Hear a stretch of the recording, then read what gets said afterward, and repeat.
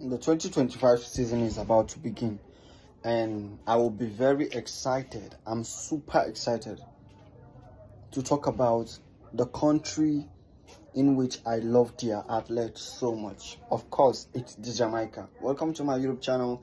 In case this happens to be your first time, make sure to like and subscribe. The 2025 athletics season is about to hit up. The big question is, are the Jamaicans ready? Now, looking at what happened to the Jamaicans in 2024,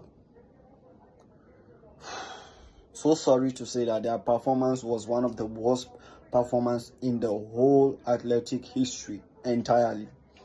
Even the almighty coach Stephen Francis Frano, made it known that he has not seen a poor performance as last year's performance. He was totally disappointed by so many athletes, his athlete and other athletes from Jamaica. Now the big question lies whether these Jamaican athletes are ready for the 2025. Well, Shelly and Fraser Pryce is returning back in 2025. Elaine Thomson Herah is also returning back in 2025. Last but not the least, Shericka Jackson will definitely be active in 2025.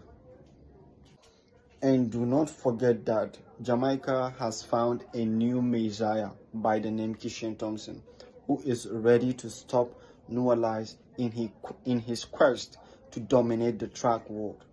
Kishane Thomson did a very good job at the Paris Olympics last year by making sure that he went head to head with the almighty Nualize.